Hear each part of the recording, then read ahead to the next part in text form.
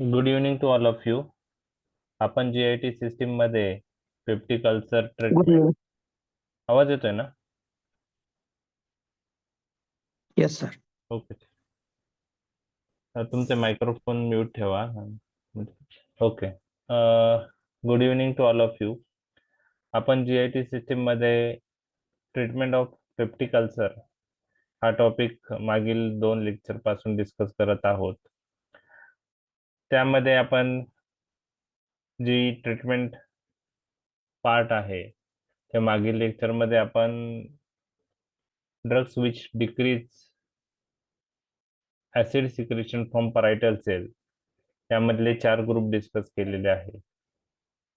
त्यामध्ये आपण H2 antagonist, त्यानंतर anticholinergic drug, proton pump inhibitors and prostaglandin analogues हे टॉपिक डिस्कस केलेले आहे.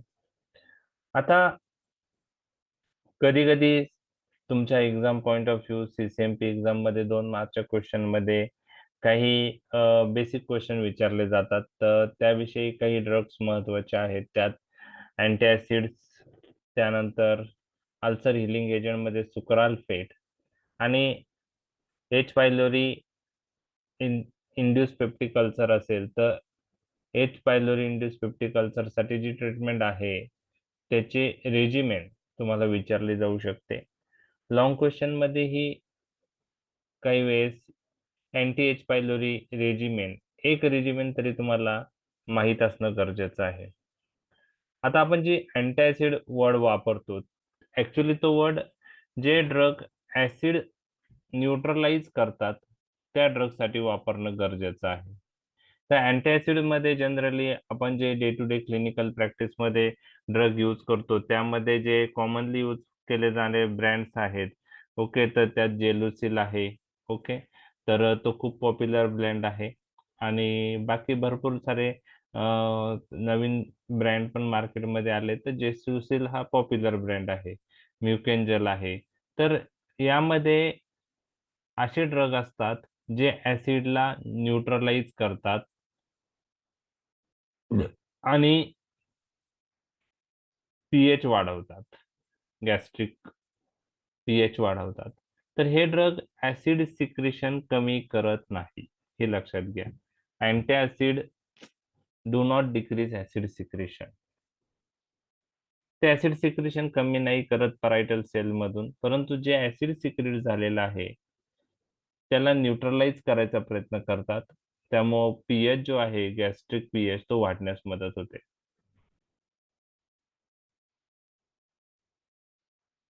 तर हे ऍसिड न्यूट्रलाइजिंग ड्रग आहे. So these are the basic substances we use to neutralize the gastric acid and it results in rise in pH of the gastric content. आणि commonly जे drugs use केलं त्यात combination मध्ये हे drug use होतात.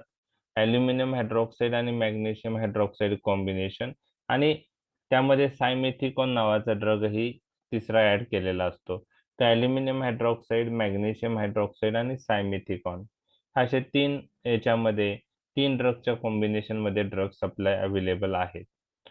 तर आपण प्रत्येकाची ऍक्टिव्हिटी पाहणार आहोत. ॲल्युमिनियम हायड्रॉक्साईड कसं ऍक्ट होतं, मॅग्नेशियम हायड्रॉक्साईड कसं होतं, सायमेथिकॉनचा रोल काय आहे, आणि या व्यतिरिक्त अजून दुसरे ऍसिड न्यूट्रलायझिंग ड्रग कोणते आहेत ते आपण पाहणार आहे. ओके, आता हे ड्रग ऍसिडला न्यूट्रलाइज करतात, म्हणजे गॅस्ट्रिक ऍसिडचा जो पीएच आहे किंवा गॅस्ट्रिक पीएच जो आहे तो वाढतो. आणि जेव्हा पीएच 4 पेक्षा जास्त होतो त्यावेळेस पेप्सिन ऍक्टिव्हिटी जी आहे, ओके, किंवा पेप्सिनमुळे जे म्युकोजल डॅमेज होतं ते पण कमी होतं.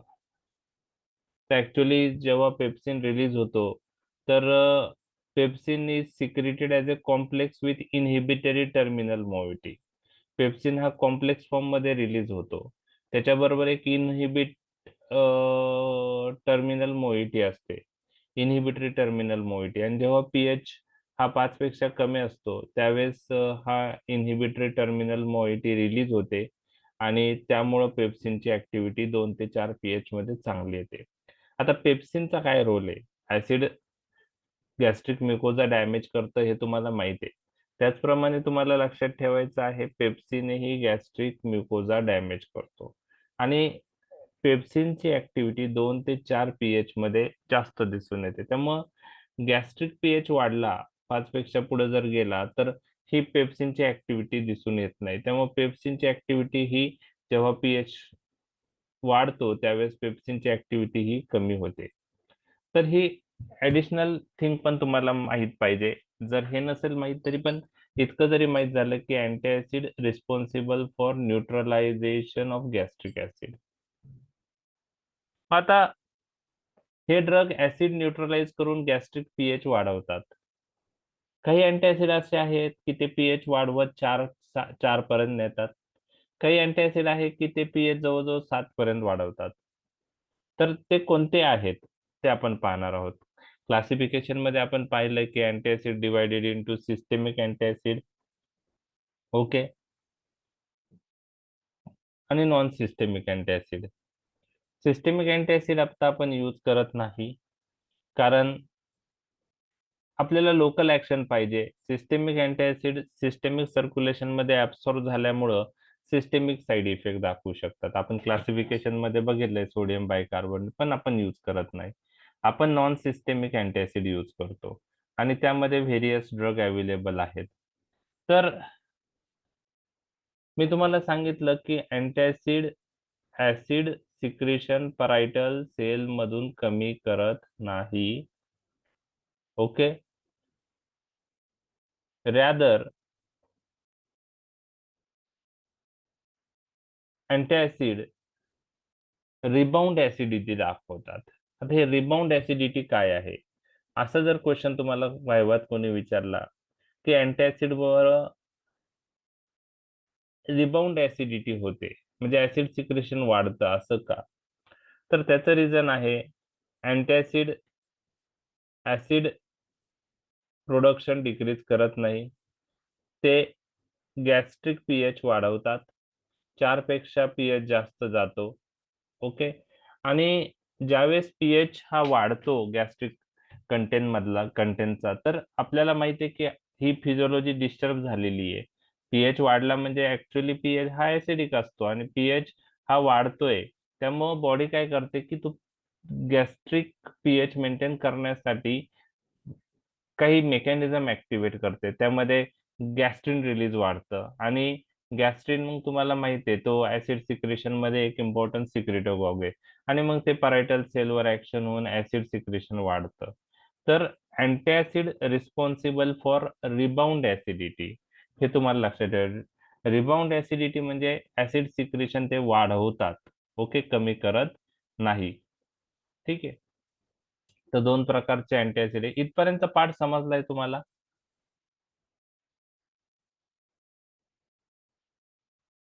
म्हणजे Yes, sir. अँटीऍसिड पीएच न्यूट्रलाइज करतात. जर पीएच न्यूट्रलाइज करताना पीएच वाढला, न्यूट्रलाइज करता म्हणजे काय आहे की ऍसिडिक पीएच हा 7 कडे घेण्याचा प्रयत्न करता म्हणजे ऍसिडिक पीएच आहे तर तो वाढत जातो.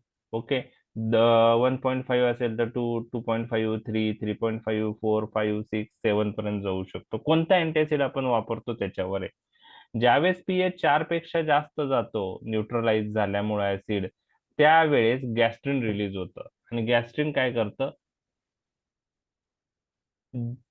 परत फिजिओलॉजी मेंटेन Introduce the करण्यासाठी acidity. ऍसिड सिक्रेशन करतं. त्याला रिबाउंड ऍसिडिटी Good, म्हणतात. good. म्हणून अँटीऍसिड आपण लॉंग टर्म साठी यूज करत नाही कारण त्यांच्याबरोबर कोणता प्रॉब्लेम आहे?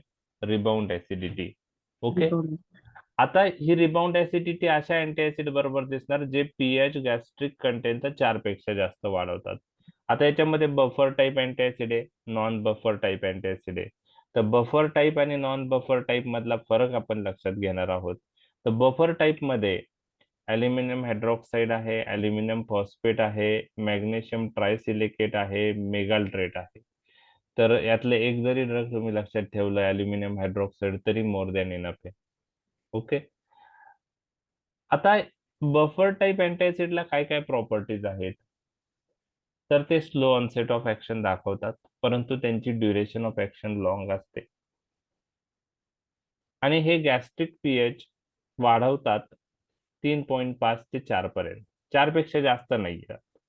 त्याच्यामुळे rebound acidity buffer type of अँटासिडनी दिसत नाही. नॉन बफर अँटासिडचा विचार केला, त्यात मॅग्नेशियम ऑक्साईड आहे, मॅग्नेशियम हायड्रॉक्साईड आहे, कॅल्शियम कार्बोनेट आहेत. ते फास्ट ऍक्टिंग आहेत, परंतु ड्युरेशन ऑफ ऍक्शन शॉर्ट आहे. नॉन बफर अँटासिड जे आहे, मॅग्नेशियम ऑक्साईड, मॅग्नेशियम हायड्रॉक्साईड आणि कॅल्शियम कार्बोनेट, ते फास्ट ऍक्टिंग आहे पण ड्युरेशन ऑफ ऍक्शन शॉर्ट आहे आणि ते पीएच गॅस्ट्रिक कंटेंटचा अप टू 7 पर्यंत जातो, मोर दॅन 7 जातो.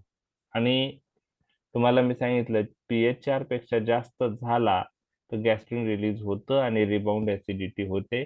त्यामुळं बफर आणि नॉन बफर मध्ये रिबाउंड ऍसिडिटी ह्या कोणत्या अँटासिडने दिसते? Non buffer antacid. Non buffer अँटासिडने दिसते. क्लिअर झालं? क्लिअर झालं? ओके. आता day to day clinical practice मध्ये आपण असं यूज करतो की एक बफर अँटासिड आणि एक नॉन बफर अँटासिडचं कॉम्बिनेशन यूज करतो. त्यामध्ये सायमेथिकॉन असला काय नसला काय तरी पण अल्युमिनियम हायड्रॉक्साईड आणि मॅग्नेशियम हायड्रॉक्साईड हे एक बफर एक नॉन बफर कॉम्बिनेशन त्यात असतं. ओके. आता खूप सारे प्रिपरेशन मध्ये सायमेथिकॉन आहे. Okay, methyl polysiloxane MPS. तर त्याचा काय रोल आहे ते पण आपण पाहणार आहे. तर अँटासिड यूज करताना buffer plus non buffer combination use केलं जातं. त्याचे ऍडव्हान्टेज तुम्हाला एक्झाम मध्ये विचारले जाऊ शकतात. तर तुम्हाला क्वेश्चन काय येईल की अल्युमिनियम हायड्रॉक्साईड आणि मॅग्नेशियम हायड्रॉक्साईड एकत्र दिल्याने फायदे काय, ते आपण पाहणार आहे. तर यांचं जे ऑनसेट म्हणजे ड्युरेशन ऑफ ऍक्शन जर आपण विचार केला, एम्प्टी स्टमक मध्ये ते शॉर्ट ऍक्टिंग आहे, 3 ते 60 मिनिट ऍक्शन देते आणि विथ मील दिलं तर 2 to 3 आवर पण ऍक्शन त्यांचं दिसू शकते. आता हे फार महत्वाचं पॉइंट मी तुमच्याशी डिस्कस करत आहे की हे कॉम्बिनेशन आहे अल्युमिनियम हायड्रॉक्साईड आणि मॅग्नेशियम हायड्रॉक्साईड, याचे फायदे काय, बरोबर आहे. तर एक लक्षात घ्या, अल्युमिनियम हायड्रॉक्साईड हे स्लो ऍक्टिंग आहे आणि लॉंग ऍक्टिंग आहे. मॅग्नेशियम हायड्रॉक्साईड हे फास्ट ऍक्टिंग आहे पण शॉर्ट ऍक्टिंग आहे. बरोबर आहे, लक्षात आलं. तर याच्यामुळं काय होणार आहे, मॅग्नेशियम हायड्रॉक्साईड फास्ट ऍक्टिंग आहे, अल्युमिनियम हायड्रॉक्साईड स्लो ऑनसेट आहे बट लॉंग ड्युरेशन ऍक्शन आहे. त्यामुळं ह्या कॉम्बिनेशनमुळं मॅग्नेशियम हायड्रॉक्साईडने फास्ट ऍक्शन येईल आणि अल्युमिनियम हायड्रॉक्साईडने action long term long period पर्यंत राहील, सस्टेन ऍक्शन येईल. त्यामुळं फास्ट ऑनसेट आणि लॉंग ड्युरेशन ह्या कॉम्बिनेशनने अचीव्ह होतं. लक्षात आलं, पहिला पहिला ऍडव्हान्टेज लक्षात आला हा. मॅग्नेशियम सॉल्ट फास्ट ऍक्टिंग असतात त्यामुळे ऑनसेट ऑफ ऍक्शन क्विक आहे. Aluminium salt aluminium hydroxide slow acting आहे बट ड्युरेशन ऑफ ऍक्शन त्यांची लॉंग असते आणि त्याच्यामुळं त्याच्यामुळं त्याच्यामुळं एक मिनिट. हा, एक त्याच्यामुळं fast plus long duration of action मिळते. एक मिनिट.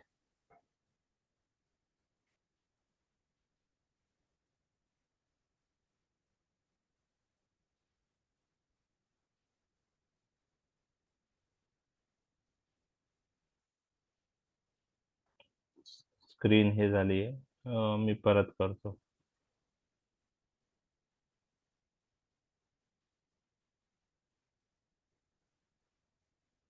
हम्म.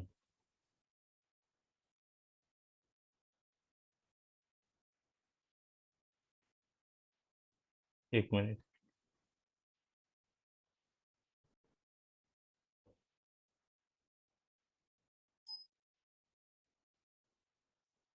तर मॅग्नेशियम सॉल्ट फास्ट ऍक्टिंग आहे आणि अल्युमिनियम सॉल्ट हे स्लो बट लॉंग ऍक्टिंग आहे, हे तुम्हाला लक्षात ठेवायचं आहे. ओके.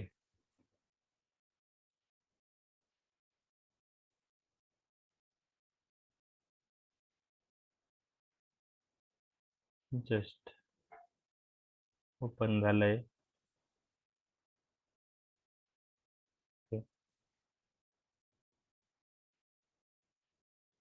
ठीक आहे. मॅग्नेशियम सॉल्ट आणि ॲल्युमिनियम सॉल्ट मध्ये अजून एक फरक आहे. मॅग्नेशियम सॉल्ट आर लॅक्झेटिव्ह आणि ॲल्युमिनियम सॉल्ट्स आर कॉन्स्टिपेटिंग. जर मग आपण एकच अँटॅसिड यूज केलं, मॅग्नेशियम सॉल्टच यूज केलं, तर लॉक्झेटिव्ह इफेक्ट येऊ शकतो. त्यामुळं जे आहे कन्सिस्टन्सी ऑफ द स्टूल जी आहे ती थोडी लिक्विड येऊ शकते, सेमी सॉलिड. आणि ॲल्युमिनियम सॉल्ट्स फक्त यूज केलं तर कॉन्स्टिपेशन होऊ शकतं. जर आपण हे कॉम्बिनेशन यूज केलं, so related with large intestine, these drug will nullify each other's effect. So bowel movement is less affected if we use combination. Similarly, gastric emptying, आता हे large intestine point of view झालं. Similarly, gastric emptying point of view, magnesium salt accelerated gastric emptying and aluminum salt delay gastric emptying.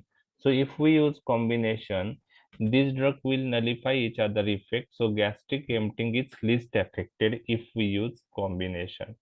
तर एक large intestine विषयी एक point आहे आणि एक गॅस्ट्रिक एम्प्टिंग विषयी पॉइंट आहे. And when we use these two drugs in combination, aluminum hydroxide and magnesium hydroxide, we reduce the dose in combination, and due to that, though they are non-systemic antacids, if small portion is absorbed, it may lead to side effects. So systemic toxicity होऊ शकते. पण जर combination use करत असू तर individual components जे आहेत त्याचा डोस आपल्याला कमी, अर्धाच यूज करावा लागतो आणि त्याच्यामुळं सिस्टेमिक टॉक्झिसिटीची रिस्क कमी होऊन जाते. आणि त्याच्यामुळं हे कॉम्बिनेशन ॲल्युमिनियम हायड्रॉक्साईड आणि मॅग्नेशियम हायड्रॉक्साईड आपण यूज करतो. लक्षात आलं तुमच्या?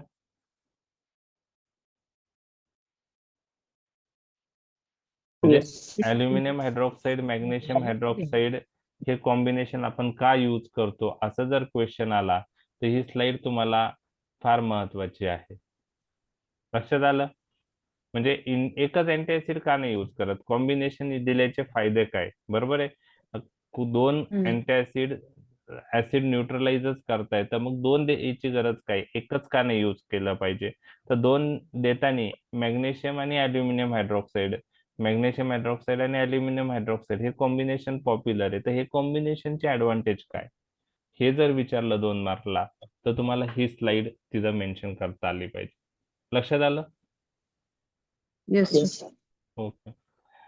आता बाकीचे जे काही अँटीऍसिड मध्ये ड्रग आहे मिसॅलिनियस मध्ये, तर त्यामध्ये सोडियम अल्जिनेट आहे. तर sodium alginate forms one thick frothy layer, okay, which floats over the gastric contents like a raft and prevent the contact of acid with mucosa. तर हे सोडियम अल्जिनेट जर आपण यूज केलं तर एक तो लेयर बनवतो, thick frothy layer which floats on gastric content. Gastric content वर तो फ्लोट होत असतो लाईक ए रॅफ्ट, आणि तो गॅस्ट्रिक ऍसिडचा कॉन्टॅक्ट म्युकोजा पर्यंत होऊ देत नाही, प्रिव्हेंट करतो. तर सोडियम अल्जिनेटचा रोल हा आहे. आणि नंतर एक आहे सायमेथिकॉन. ओके, सायमेथिकॉन किंवा मिथिल पॉलिसिलॉक्झॉन हा अँटी फोमिंग एजंट आहे. हा गॅस वगैरे जर जास्त होत असेल तर ते गॅस कमी करण्यासाठी महत्वाचा घटक आहे. तो ब्लोटिंग कमी करतो, डिस्कम्फर्ट कमी करतो, पेन कमी करतो. आणि हे ज्या गोष्टी आहे ह्या कशामुळे दिसतात, जर एक्सिस गॅस स्टमक किंवा इंटेस्टायनल ट्रॅक मध्ये असेल तर सायमेथिकॉन हे अँटी फोमिंग एजंट म्हणून वापरला जातो. तर जे जेलुसिल आहे, ओके, त्यामध्ये अल्युमिनियम हायड्रॉक्साईड आहे, मॅग्नेशियम हायड्रॉक्साईड आहे आणि एमपीएस आहे. एमपीएस म्हणजे मिथिल पॉलिसिलॉक्झॉन, ओके, त्याला सायमेथिकॉनला ते पण नाव आहे. लक्षात आलं तुमच्या? तर तो अँटी फोमिंग एजंट म्हणून यूज होतो. आणि तो ब्लोटिंग, डिस्कम्फर्ट आणि पेन जे आहे एक्सेस गॅसमुळे होतं स्टमक मध्ये ते कमी करतो. ओके.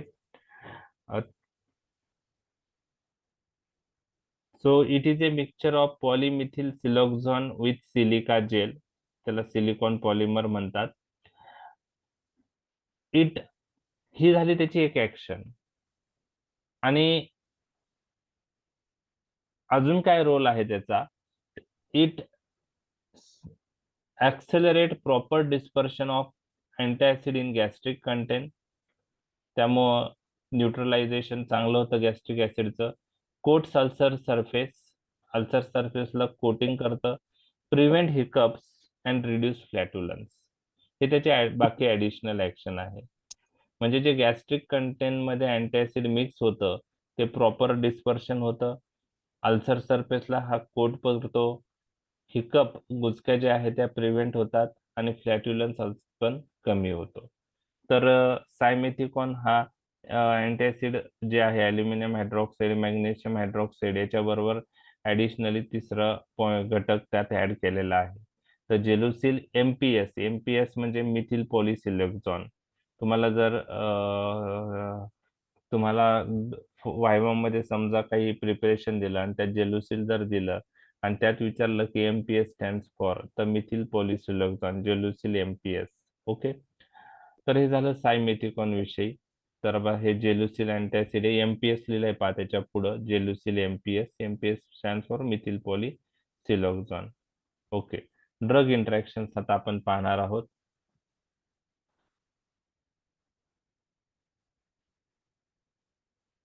आता हे जे ड्रग्ज आहे हे ड्रग्ज ऍसिड न्यूट्रलाइज करतात, त्यामुळं नॉन ऍब्सॉर्बेबल अँटासिड खूप ड्रग्जचं ऍब्सॉर्प्शन स्टमक मधून कमी करतात. जे ड्रग्ज ज्याला ऍसिडिक एन्व्हायरमेंट लागतं ऍब्सॉर्प्शन साठी पॅसिव्ह डिफ्युजनने, अशा ड्रग्जचं ऍब्सॉर्प्शन कमी होतं. आणि मुख्यतः ऍसिडिक ड्रग्ज ला ऍसिडिक पीएच लागतो स्टमक मध्ये for passive diffusion point of view.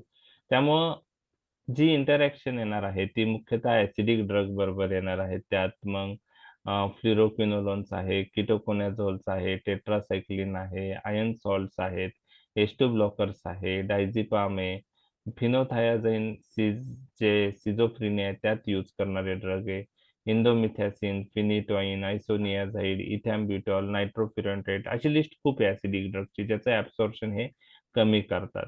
त्यामुळं समजा किटोकोनॅझोल आणि अँटासिड याच्यावर तुम्हाला क्वेश्चन विचारण्याचे चान्सेस जास्त आहे. Why antacid is not use along with ketoconazole simultaneously? तर for absorption of ketoconazole, acidic environment is required for passive diffusion point of view, but this antacid neutralizes the acid, so pH is increased, and due to that absorption of acidic drug decrease. So in presence of antacids, absorption of ketoconazole and other acidic drug decrease. त्यामुळं दोन drug मध्ये administration मध्ये at least 2 hours पेक्षा जास्त time असला पाहिजे. आता तुम्हाला मी सांगितलं की हे अँटासिड कॉमनली यूज होत नाही नावडेज, बरोबर आहे. सुरुवातीच्या काळात जास्त यूज केले गेले, आता होत नाही. सो त्याचं रिझन काय आहे की दे needed in large and frequent doses, त्यामुळं इनकन्व्हिनियंट आहे. रिबाउंड ऍसिडिटी आणि बॉवेल चे चान्सेस आहे. Nocturnal protection were little effect आहे, खूपच लॉंग ड्युरेशन ऑफ ऍक्शन नाही त्याची. आणि पेशंट ऍक्सेप्टेबिलिटी पुअर आहे. त्याच्यामुळं आपण ते commonly day to day clinical practice मध्ये आता यूज नाही करायला पाहिजे. तर इंटरकरंट पेन असेल ते रिलीव्ह करायचं असेल, किंवा कधी मध्ये ऍसिडिटी झाली असेल ती रिलीव्ह करायची असेल, तर त्यावेळेस आपण अँटासिड प्रिस्क्राईब करतो. ओके. तर हे झालं अँटी ऍसिड विषयी. त्याचप्रमाणे नॉन अल्सर डिस्प्लेसिया आहे, मायनर एपिसोड्स ऑफ सनबर्न आहे, त्यातही आपण अँटॅसिड यूज करू शकतो. लक्षात आलंय? हे एक झूम Yes. डिस्प्ले नाही होते सेटिंग्स, त्याच्यामुळे मला थोडं डिफिकल्ट जात आहे घ्यायला.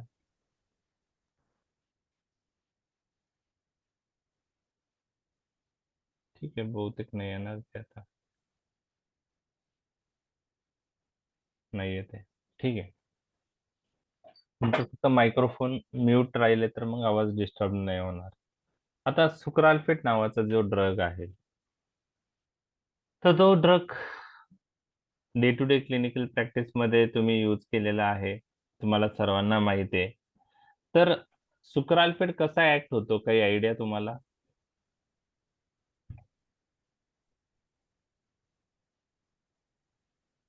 कशासाठी यूज करतो, काय करतो, सुक्राल्फेट देऊन ऍक्शन कशी होते, आयडिया आहे काही? सुक्राल्फेट तुम्ही यूज करता ना, केला यूज सुक्राल्फेट? येस सर, केलेलं आहे. केलाय. मग का, कोणत्या पर्पज साठी देतात? ते प्रोटेक्टिव्ह लेअर तयार करतं sir. Very good, protective layer तयार करतो, व्हेरी गुड. मग कशावर करतो तयार तो? गॅस्ट्रिक मुकोजावर. इलेक्ट्रिक मुलं, जिथं अल्सर झालेला आहे, ठीक आहे, जिथं अल्सर झालेला आहे, तर त्या अल्सरचा कॉन्टॅक्ट ऍसिड बरोबर परत परत येत राहिला तर अल्सरचं हिलिंग डिले होतं. मायक्रोफोन म्यूट करा फक्त, कारण मला आहे ना म्यूट नाही करता येऊ राहिलं इकडून. ठीक आहे, तुमच्या साईडने म्यूट करा. आन्सर सांगितलं का मग म्यूट केलं का मग थोडं आवाज तिकडचा आवाज खूप येतो, बाद बॅकग्राऊंडला जे बोलताय त्याचा पण आवाज येतोय. ठीक आहे, तर अ, जेव्हा एखादा अल्सर होतो तर त्या अल्सरच्या कॉन्टॅक्ट मध्ये ऍसिड कंटिन्यू राहिलं तर ते अल्सरची हिलिंग व्यवस्थित होत नाही. जर ऍसिडचा कॉन्टॅक्ट अल्सरशी नाही आला तर हिलिंग चांगल्या प्रकारे ऍक्सिलरेट होते. तर सुक्राल्फेट हे अल्सर प्रोटेक्टिव्ह ड्रग आहेत, अल्सर हिलिंग ड्रग आहेत. आणि ते काय करतात, they form a layer over ulcer base. एक लेयर तयार करतात ते अल्सरवर, आणि ह्या लेयरवर काही फूड मधले प्रोटीन्स पण ऍडसॉर्ब होता, अजून एक लेयर त्याच्यावर तयार होतो, आणि त्याच्यामुळं ऍसिडचा कॉन्टॅक्ट हा अल्सरशी येत नाही आणि अल्सरचं हिलिंग फास्ट होतं. ही सुक्राल्फेटची ऍक्शन आहे. तुम्ही आता सांगितली सरांनी तर एकदम बरोबर सांगितली. एक महत्वाचा पॉइंट तुम्हाला लक्षात ठेवायचा आहे की सुक्राल्फेट दिल्यानंतर तो पॉलिमराइज फॉर्म मध्ये कन्वर्ट होतो, पॉलिमरायझेशन होतं, आणि पॉलिमराइज फॉर्म झाल्यामुळं एक लेयर तो व्यवस्थित तयार करू शकतो. So for action of sucralfate, polymerization of sucralfate is very important. आणि हे पॉलिमरायझेशन ऑफ सुक्राल्फेट, जो सुक्राल्फेट मॉलिक्यूल आहे त्याचे पॉलिमरायझेशन होतं. ओके, सुक्राल्फेट मॉलिक्यूल एकमेकांना हे होऊन बाइंड होऊन एक लेयर तयार होतो. तर for polymerization of sucralfate pH less than 4 is required. So सुक्राल्फेटला ऍक्शन होण्यासाठी, सुक्राल्फेटची एक लेयर तयार होण्यासाठी त्याचं पॉलिमरायझेशन झालं पाहिजे, आणि ते पॉलिमरायझेशन ऍसिडिक pH लेस दॅन 4 मध्ये होतं. त्यामुळं तुम्हाला लक्षात ठेवायचं आहे, सुक्राल्फेटचे जे पॉलिमरायझेशन होतं आणि लेयर तयार होतो त्यासाठी ऍसिडिक एन्व्हायरमेंट खूप महत्वाचं आहे, pH लेस दॅन 4. बरोबर आहे. आणि आपण जेव्हा अँटॅसिड यूज करतो, अँटॅसिड काय करतात, pH न्यूट्रलाइज करतात. ओके, pH 4 पेक्षा जास्त जातो, काही तर अँटॅसिड 7 पर्यंत नेतात pH. So if we use antacid along with sucralfate, antacid neutralizes the acid, so pH is increased of the gastric content. So for action of sucralfate acidic pH is required. So acidic environment नसल्यामुळं sucralfate action होणार नाही. So never use antacid along with sucralfate. Never use antacid along with sucralfate. हे जर 2 मार्कला आलं तर तुम्हाला लिहावं लागेल for action of sucralfate acidic environment is required in a pH less than 4. Sucralfate polymerizes and form a layer over ulcer base. Okay, so due to use of antacid, there is neutralization of gastric acid. pH is increased. So in that case, there will be no polymerization of sucralfate, no formation of layer. Okay, polymerase नाही झाले तर लेयरच बनणार नाही आणि त्याच्यामुळं अँटीऍसिड बरोबर आपण sucralfate simultaneously देणं टाळलं पाहिजे, कारण अँटीऍसिड पीएच वाढवतात. ओके, पीएच वाढवतात. लक्षात आलं तुमच्या? सुक्राल्फेट आणि अँटीऍसिड एकत्र द्यायचे नाही. नाही. 2 मार्कला याच्या आधी क्वेश्चन आला असेल तो युनिव्हर्सिटीमध्ये, तो तुम्हालाही येऊ शकतो. आणि डोस सुक्राल्फेटचा जो आहे 1 gram 4 times daily, 3 times before each major meal and 1 dose is at bed time. So 3 major मीलच्या आधी सुक्राल्फेट द्यायचं आणि बेड टाइमला द्यायचं. जवळजवळ 4 ते 8 आठवडे आपण देतो. 1 ग्रॅम इज द डोस. दुसऱ्या भाषेत सांगायचं तर अराउंड 10 ml असेल सिरप. ओके, तर empty stomach 1 hour before 3 major meal and at bedtime for 4 to 8 weeks. Okay, so antacid should not be taken with sucralfate. ते पण मी तुमच्याशी डिस्कस केले. समजलंय तुम्हाला? Yes, sir. ओके, आता हे साइड इफेक्ट आहे सुक्राल्फेटचे. Constipation is reported in 2% patient. It has a potential for inducing hypophosphatemia by binding phosphate ions in the intestine. Phosphate ions absorption effect होईल. ड्राय माउथ आणि nausea other side effect आहे. Systemic adverse effect एवढे नाहीत. Okay, sucralfate ऍडसॉप तुमचा microphone mute करा, कोणाचा चालू आहे.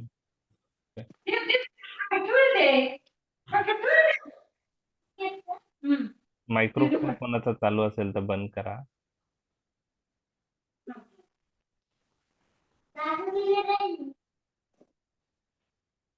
Sucralfate adds up many drugs and interfere with absorption of tetracycline, fluoroquinolone, cimetidine, phenytoin, digoxin. तर सुक्राल्फेट काय करतं की खूप सारे ड्रग ऍडसॉर्ब करतं, म्हणजे त्याच्यावर जमा होतात ड्रग आणि त्याच्यामुळे त्यांचं ऍब्सॉर्प्शन कमी होतं. जसं टेट्रासायक्लिन सुक्राल्फेट बरोबर दिले तर त्यांचं ऍब्सॉर्प्शन कमी होणार आहे. फ्लुरोक्विनोलोन, सिमेटिडिन, फिनिटॉइन, डिगोक्सिन, तर ही इंटरॅक्शन सुक्राल्फेट बरोबर दिसते. बायबिलिटी दुसऱ्या ड्रगची हे कमी करतात. ओके ओके, कोलाइडल बिस्मथ सबसायट्रेट हा दुसरा अल्सर हिलिंग एजंट आहे, अल्सर प्रोटेक्टिव्ह ड्रग आहे. तो पण सुक्राल्फेट सारखाच अल्सर हिलिंग करण्यास मदत करतो, एक लेयर तयार करतो. आणि कोलाइडल बिस्मथ सबसायट्रेट बिलो 5 pH ला प्रेसिपिटेट होतो आणि तो लेयर बनतो. 60% लोकांमध्ये 4 वीक मध्ये अल्सर हिल होतात. 80 ते 90% लोकांमध्ये 8 आठवड्याची ट्रीटमेंट लागते. आता कोलाइडल बिस्मथ सबसायट्रेटची एक्झॅक्ट मेकॅनिझम क्लिअर नाही. पॉसिबल ऍक्शन्स काय असतील ते दिल्यात आणि हा खूप पॉप्युलर ड्रग नाही कोलाइडल बिस्मथ सबसायट्रेट. सुक्राल्फेटचा यूज तुम्ही बघितलेला आहे.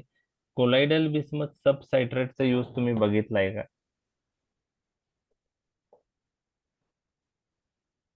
नाही सर. नाही बघितलाय. ओके, तर आता त्याचे काही साईड इफेक्ट आहे. ते ब्लॅकनिंग ऑफ द टंग करतं, ब्लॅकनिंग ऑफ द डेंचर्स म्हणजे दात आणि स्टूलचा कलर पण ब्लॅक होऊ शकतो. तर एवढं पॉप्युलर ड्रग नाहीये. तर अल्सर हिलिंग तर आहे, म्हणजे प्रेसिपिटेट करून लेअर तर बनवतो. आणि बाकी पॉसिबल ऍक्शन मध्ये म्युकोजल प्रोस्टॅग्लॅन्डिन रिलीज वाढतं, बायकार्बोनेट प्रोडक्शन वाढतं, म्युकस सिक्रेशन वाढवतात हे ड्रग. ओके. जे म्युकस ग्लायकोप्रोटीन प्रेसिपिटेट होतात त्यांनी, आणि अल्सर बेसला एक कोटिंग तयार होतं. आणि काही H pylori Indus peptic ulcer मध्ये जिथं ट्रिपल थेरपी 2 वीक देऊन पण इफेक्ट जसा पाहिजे तसा येत नाही, अशामध्ये आपण क्वाड्रपल थेरपी देतो. त्यात CBS नावाचा कॉम्पोनंट पण ऍड होतो. तर ते एच पायलोरी ऑर्गॅनिझमला इनहिबिट पण करतो. ते झालं CBS. तर CBSचं use day to day clinical प्रॅक्टिसमध्ये नाही, पण एच पायलोरी इंड्यूस पेप्टिक अल्सरमध्ये जर रुटीन ट्रीटमेंटला रिस्पॉन्स आला नाही तर क्वाड्रपल थेरपीमध्ये आपण ह्या ड्रगचा समावेश करतो. The last part, just 1 minute. Message आलाय काय?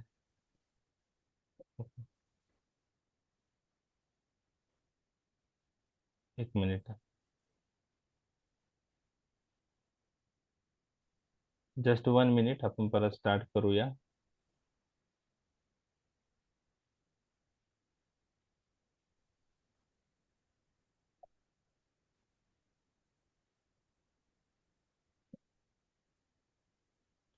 ओके.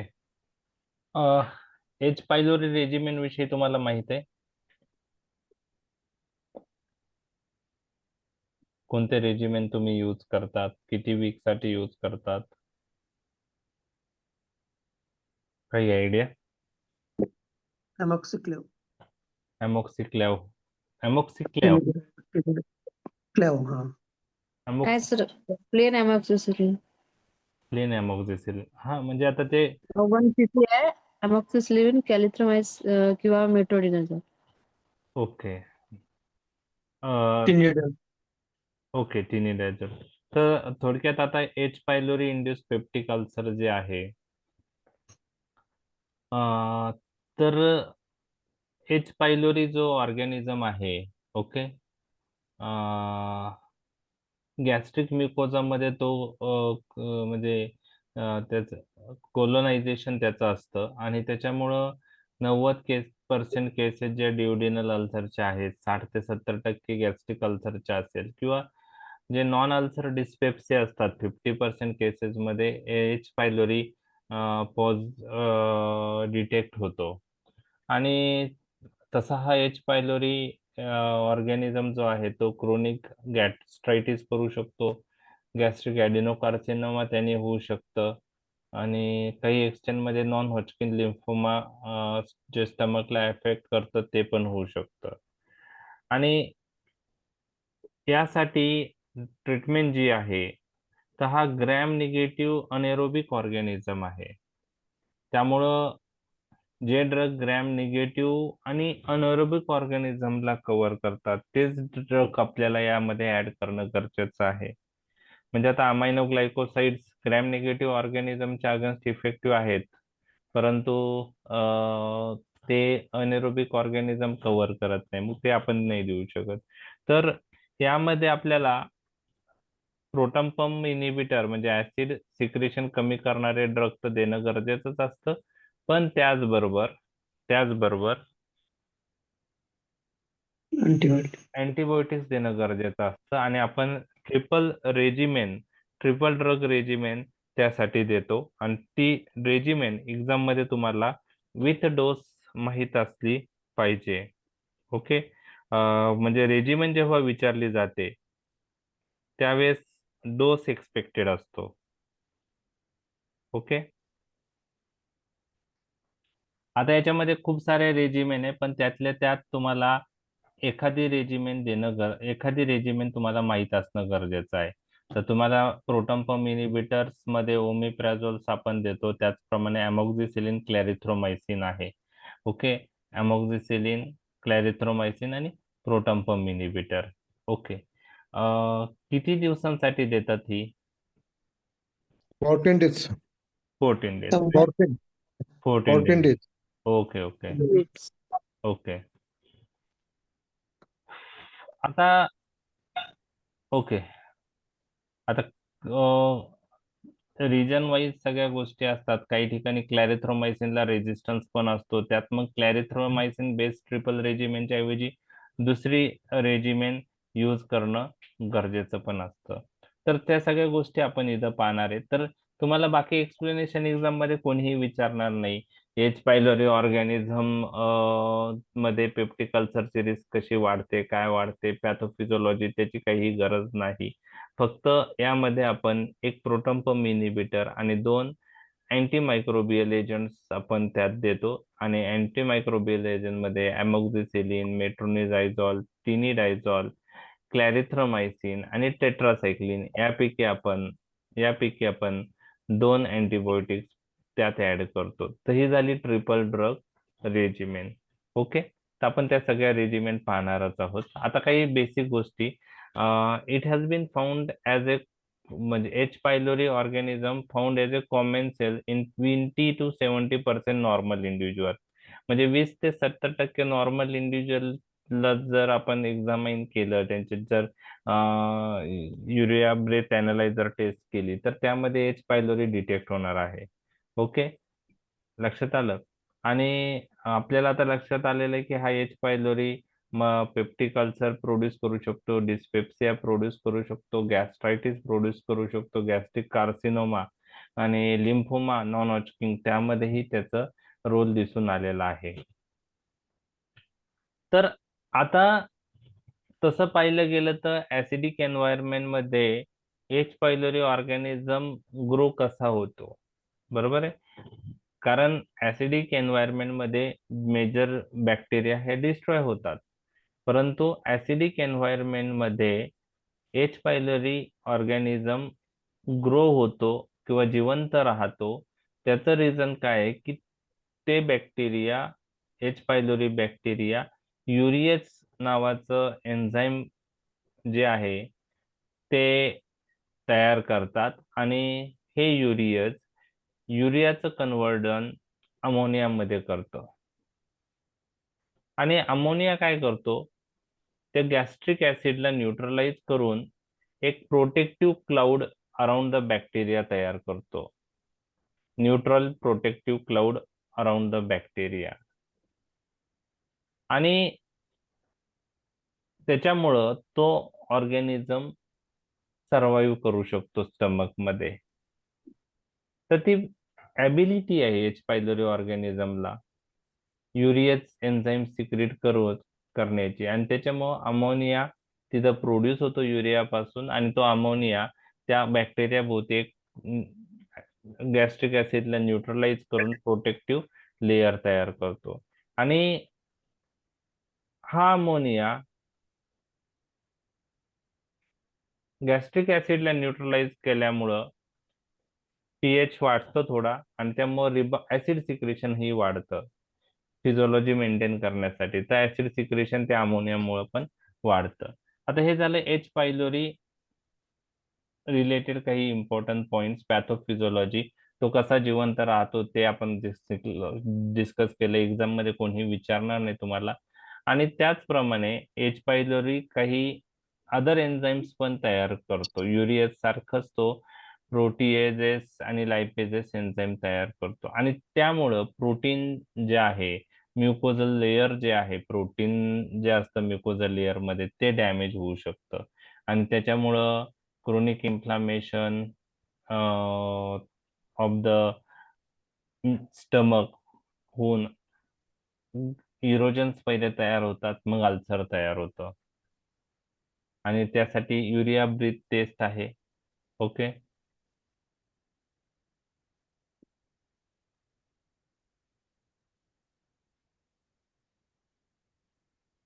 तर आता यामध्ये आपण proton pump inhibitor plus 2 antibiotic देतो. ओके, आणि ही रेजिमेन जी आहे ती खूप इफेक्टिव्ह आहे. इरॅडिकेटिंग एच पायलोरी. तर यामध्ये काय आहे पहा, 3 ड्रगची रेजिमेन आपण 1 वीक किंवा 2 वीक्स देतो.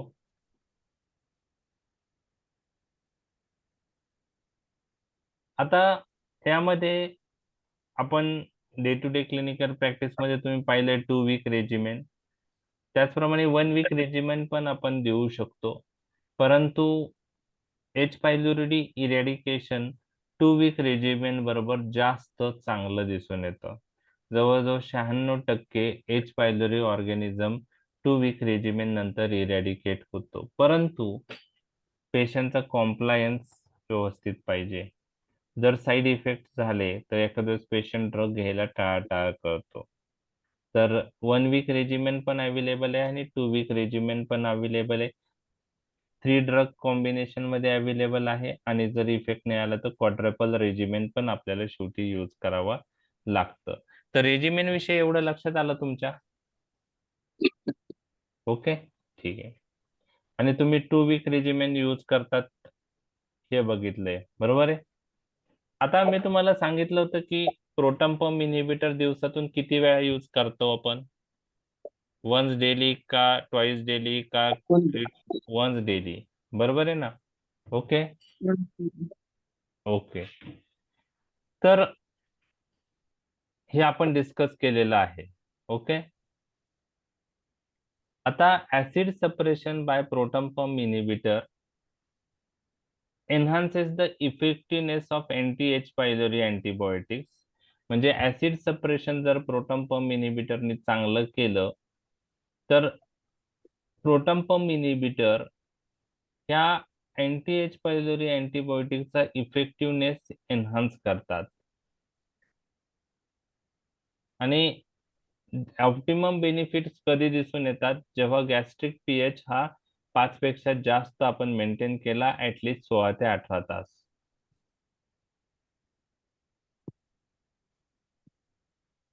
आणि जास्त ऍसिड सपरेशन असेल राउंड द क्लॉक, ओके, तर चांगल्या प्रकारे इफेक्ट येतो. म्हणून मेजॉरिटी केसेस मध्ये proton pump inhibitor once daily use करतात. पण H pylori induced peptic ulcer मध्ये ज्या रेजिमेन्स आहेत त्या रेजिमेन मध्ये आपण proton pump inhibitor BD use करतो. हे तुम्हाला लक्षात ठेवायचं आहे.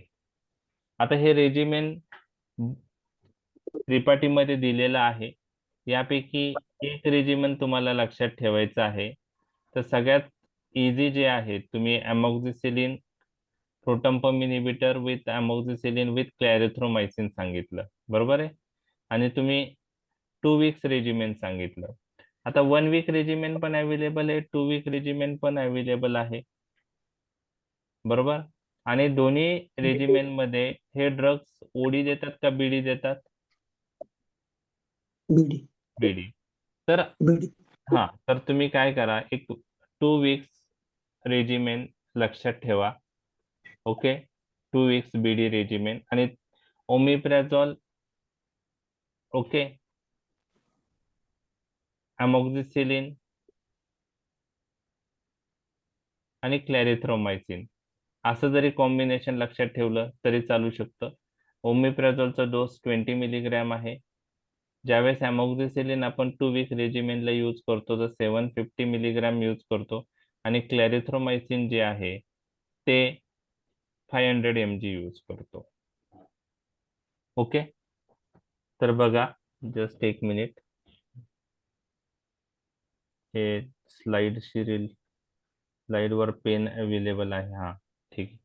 ओमिप्रेझॉल 20 mg आणि अमॉक्झी क्लॅरिथ्रोमायसिन आपण 2 वीक्स रेजिमेन मध्ये काय डोस मध्ये यूज करतो ते तुम्हाला लक्षात ठेवायचं आहे. 750 mg अमॉक्झिसिलिन आणि क्लॅरिथ्रोमायसिन 500 mg. ओके. जे 1 वीक रेजिमेन आहे as per British National Formulary guideline नुसार आणि 2 वीक्स रेजिमेन आहे, त्यात ड्रग आपण बीडी यूज करतो. डोस मध्ये काही फरक वाटतोय का तुम्हाला?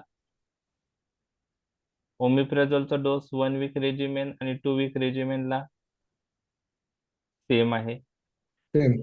क्लॅरिथ्रोमायसिनचा डोस 1 वीक रेजिमेन आणि 2 वीक रेजिमेनला सेम आहे, पण हम्म. अमॉक्झिसिलिनचा डोस 1 वीक 1 रेजिमेनला ग्रॅम 1 ग्रॅम आहे आणि 2 वीक रेजिमेनला 750 mg आहे. तर 1000 mg 1 वीक रेजिमेनसाठी आहे आणि 2 वीकला 750. एवढाच फरक ह्या कॉम्बिनेशनशी रिलेटेड दोन ग्रुप मधला, म्हणजे एक रेजिमेन ओमिप्राझोल, अमॉक्झिसिलिन, क्लॅरिथ्रोमायसिन रेजिमेन तुमच्याशी डिस्कस केली. आता वेगवेगळ्या रेजिमेन आपण यूज करू शकतो. प्रोटॉन पंप इनिबिटर मध्ये ओमिप्राझोलच्या ऐवजी लॅन्सोप्राझोल, पॅन्टोप्राझोल, रॅबिप्राझोल, इसोमिप्राझोल पैकी कोणतेही कॉम्बिनेशन तुम्ही यूज करू शकतात. जर तुमच्याकडून हे चार्ट पाठ होत असेल तर तुम्ही करू शकतात. तर 1 वीक रेजिमेन मध्ये आणि 2 वीक रेजिमेन मध्ये प्रोटॉन पंपच्या इनिबिटरच्या डोसमध्ये काही फरक वाटत नाहीये. ओमिप्राझोल दोन्ही ठिकाणी 20 आहे, लॅन्सोप्राझोल दोन्ही ठिकाणी 30 आहे, पॅन्टोप्राझोल दोन्ही ठिकाणी 40 आहे. तर आपण प्रोटॉन पंप इनिबिटरच्या डोसमध्ये बघितलेला आहे एवढा, म्हणजे त्यात फरक नाहीये, बरोबर आहे. अमॉक्झिसिलिन 1 वीक रेजिमेनला 1000 मिलीग्रॅम होता, 2 वीक रेजिमेनला तो 750 मिलीग्रॅम आहे. क्लॅरिथ्रोमायसिन 1 वीक 2 वीक रेजिमेन मध्ये पण अमॉक्झिसिलिन बरोबर कंबाईन केला तर सेमच डोस आहे 500 mg. बरं, तुम्ही कोणतं जास्त कॉम्बिनेशन यूज करतात, जे यूज केलेलं आहे किंवा करतात? Amoxicillin, Amoxicillin, clarithromycin, टिनिडाझोल, and omeprazole. काय अमॉक्झिसिलिन, Clarithromycin, क्लॅरिथ्रोमायसिन विथ कोणता प्रोटॉन पंप इनिबिटर असतो? omeprazole. ओमिप्राझोल. ओके, अजून कोणतं यूज करता? अजून दुसरा काही? ओके, ठीक आहे. पॅन्टॅप्राझोल, पॅन्टोप्राझोल आणि अजून त्याच्याबरोबर म्हणजे अँटीबायोटिक मध्ये काही चेंज आहे का असं म्हणतो मी. अमॉक्झिक्लॅरिन, टिनिडाझोल. टिनिडायझोल. येस. ओके, ठीक आहे. आता याच्या पुढे पण काही गोष्टी अजून काही मी तुम्हाला सांगणार आहे. क्लॅरिथ्रोमायसिन जेव्हा आपण अमॉक्झिसिलिन बरोबर कंबाईन करतो त्यावेळेस क्लॅरिथ्रोमायसिनचा डोस किती आहे? 500 mg. आता तुम्हाला ते किटच अवेलेबल असल्यामुळे तुम्हाला डोस पाहिजे गरज नाही. एच पायलोरी किट दिलं तर सर्व ते किट मध्येच येऊन जातं. त्यामुळे तुम्हाला त्यामुळे ते प्रिस्क्रिप्शन पॉइंट ऑफ व्ह्यू काही प्रॉब्लेम नाही. फक्त एक्झाम मध्ये लिहित आणि तुम्हाला आता हे डोस महत्वाचे आहे. परंतु जेव्हा क्लॅरिथ्रोमायसिन आपण मेट्रो किंवा टिनिडायझोल बरोबर यूज करतो त्यावेळेस क्लॅरिथ्रोमायसिनचा डोस बघा काय होतोय, कमी होते. 250 mg आहे. तर लक्षात घ्या, ओमिप्राझोल, लॅन्सो, पॅन्टो, रॅबीचे डोस तर सेम आहे. कोणतेही कॉम्बिनेशन यूज करा. ओमिप्राझोल 20 आहे, इसोमिप्राझोल पण 20 आहे, लॅन्सोप्राझोल त्यानंतर रॅबिप्राझोल पण 20 आहे, लॅन्सोप्राझोल 30 आहे, पॅन्टोप्राझोल 40 आहे. ओके. अमॉक्झिसिलिनचा डोस 1 वीक रेजिमेन मध्ये 1000 मिलीग्रॅम आहे, 2 वीक रेजिमेन मध्ये तो 750 मिलीग्रॅम होतो. क्लिअर?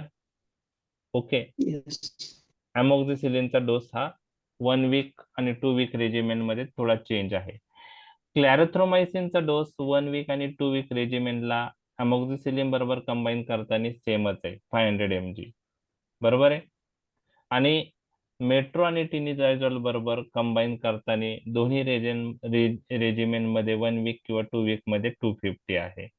तर क्लॅरिथ्रोमायसिन अमॉक्झिसिलिन बरोबर दिला तो 500 mg ने आपण यूज करतो आणि मेट्रो किंवा टिनिडायझोल बरोबर कॉम्बिनेशन मध्ये यूज केला तर 250 मिलीग्रॅम ने यूज करतो. 1 वीक असू द्या, 2 वीक रेजिमेन असू द्या. त्याचप्रमाणे मेट्रो टिनीचा डोस 1 वीक रेजिमेन आणि 2 वीक रेजिमेन मध्ये सारखाच आहे. 400 mg मेट्रोचा आहे आणि टिनिडायझोलचा 500 mg आहे, बरोबर आहे. ओके. जेव्हा आपण अमॉक्स आणि मेट्रो किंवा टिनी यूज करू तर अमॉक्स 1 वीकला 1 ग्रॅम आणि मेट्रो 400 किंवा 500 mg. 2 वीक रेजिमेनला पण आपण बघितलंय की अमोक्सचा डोस कमी होतो, 750 होतो. ओके. आणि मेट्रोटिनी 400 किंवा 500. तर हे अँटी एच पायलोरो रेजिमेन आहे. त्यातलं तुम्ही 1 वीक ट्वाइस डेली 1-2 रेजिमेन करा. 2 वीक्स बीडी 1-2 रेजिमेन तुमच्या पाठ पाहिजे विथ डोस. ठीक आहे. बर, आता 2 वीक दिल्यानंतर प्रोटॉन पंप इनिबिटर कंटिन्यू करता का तुम्ही काही दिवस? 2 वीक हे PPI देतो फक्त. काय देतात? PPI पीपीआय देतात. किती दिवस देतात? 2 weeks more. अजून 2 वीक्स देतात. ओके.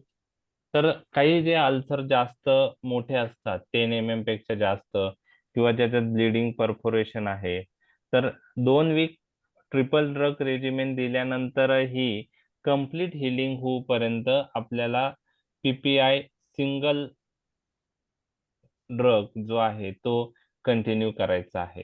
म्हणजे असं नाही की 2 week proton pump H pylori kit दिलं आणि ट्रीटमेंट संपली, तसं नाही. काही पेशंटला प्रोटॉन पंप इनिबिटर आपल्याला जोपर्यंत हिलिंग होत नाही तोपर्यंत ओडी स्टार्ट करणं कंटिन्यू करणं गरजेचं असतं. ओके. आता बघा, जी USFDA ने अप्रूव्ह केलेली रेजिमेन आहे. इंडियाचा सिनेरियो थोडा वेगळा आहे. ठीक आहे. तर USFDA ने कोणती रेजिमेन अप्रूव्ह केलेली आहे? लॅन्सोप्राझोल 30 mg, अमोक्सिसिलिन. आता ही जी रेजिमेन होती ना, ओके, ही रेजिमेन जी आधीची मी सांगितली आहे, ही रेजिमेन कोणी दिलेली आहे?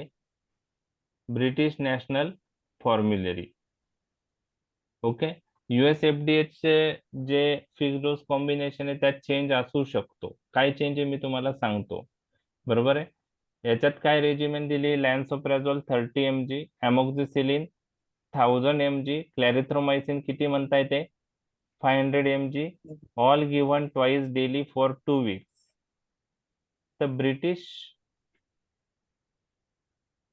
फॉर्म्युलरी ने जे रेजिमेन दिली आहे त्यामध्ये आणि याच्यामध्ये काही फरक वाटतोय का तुम्हाला?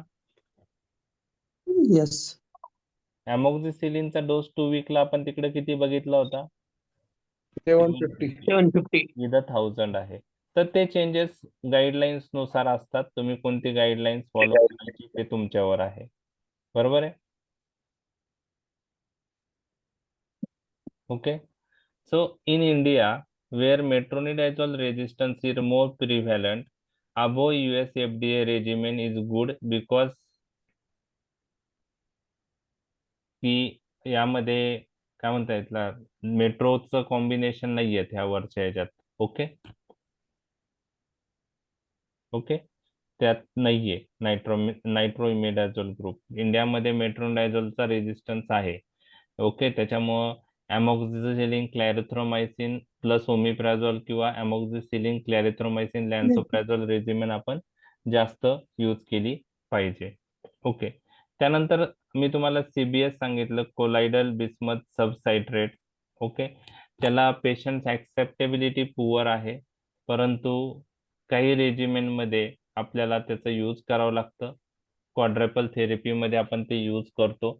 जर ट्रिपल रेजिमेन मध्ये फरक नाही आला तर क्वाड्रपल रेजिमेन आपण यूज करतो. त्यामध्ये कोलायडल बिस्मथ सबसायट्रेट ड्रग आहे. तो पहा किती आहे? 120 mg आहे QID. ओके. टेट्रासायक्लिन आपण त्यात देतो 500 mg QID. ओके. इथं डॉक्झी वगैरे नाहीये बरं का. टेट्रासायक्लिन आपण यूज करतो. मेट्रोनिडाझोल 400 mg TDS आणि omeprazole 20 mg BD is advocated for eradication of failure cases. म्हणजे याच्यात पहा, क्वाड्रपल थेरपीमध्ये ओमिप्राझोल 20 mg BD ते तुम्हाला माहीतच आहे त्याचा डोस.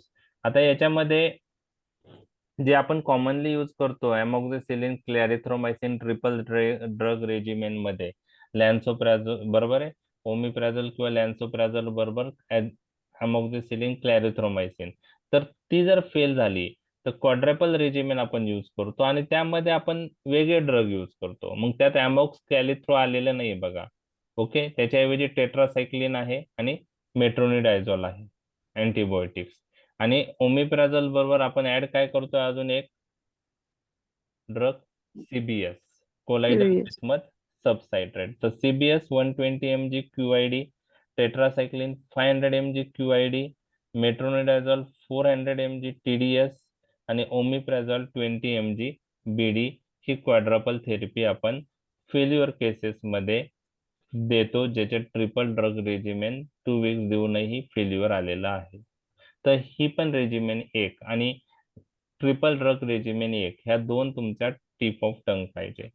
तर अशा प्रकारे आपलं हा टॉपिक संपलेला आहे. H pylori induced peptic ulcer exam point of view regimen university एक्झामला विचारलेला आहे. ठीक आहे, तर चालेल. समजलाय topic? Yes, sir. Okay. Sir हा. ते सुरुवातीला घेतलं होतं गॅस्ट्रिक, त्याच्यामध्ये पेप्सिनचं घेतलं, ते मला कळलं नाही. पेप्सिनचं pH अबाव पेप- 4 असल्यानंतर. हा, पेप्सिन नावाचा घटक जो आहे ना, पेप्सिन नावाचा घटक हे म्युकोजा डॅमेज करतो.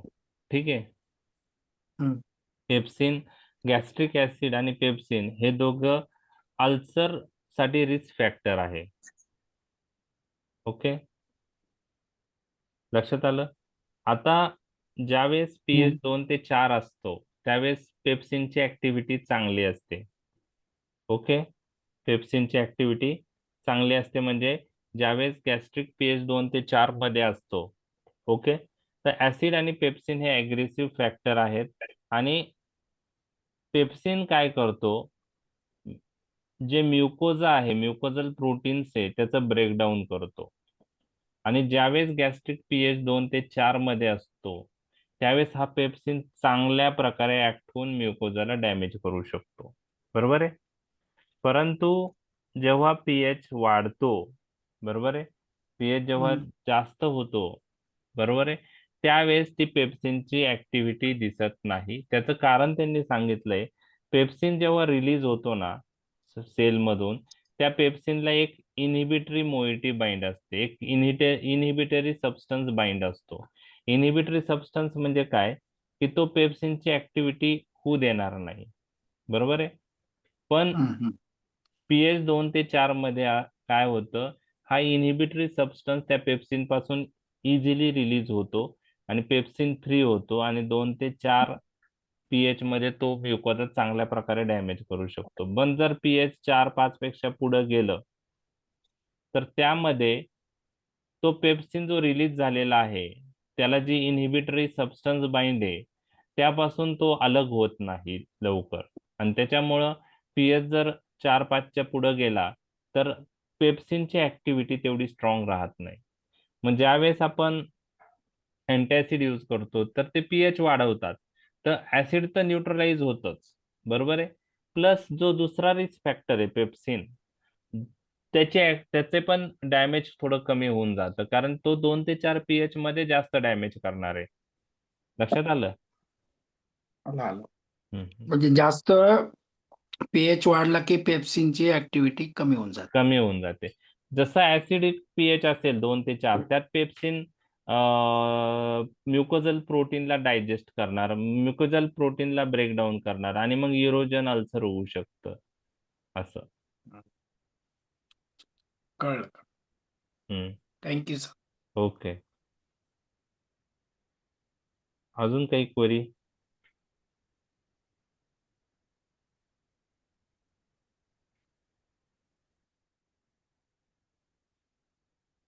नाही.